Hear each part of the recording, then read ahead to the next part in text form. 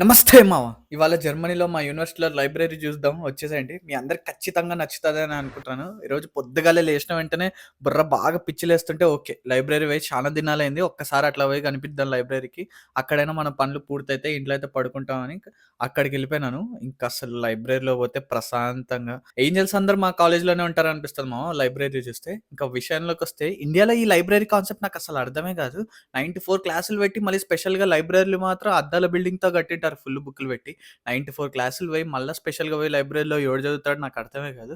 కానీ ఇక్కడ అట్లా కాదు. లైబ్రరీలు ఆల్మోస్ట్ ప్రతిరోజు ఫుల్‌గానే ఉంటాయి. ఎందుకంటే నువ్వు క్లాస్ పోయినావా, క్లాస్ పోలేదా అనేది ఎవ్వడికి అవసరం లేదు.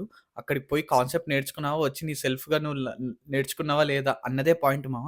అందుకే ఇక్కడ లైబ్రరీలకి కొంచెం ఎక్కువ డిమాండ్ అండ్ మంచిగా మెయింటైన్ చేస్తారని నా ఫీలింగ్. మీకేమనిపిస్తుందో కింద కామెంట్ అయితే చేసేయండి.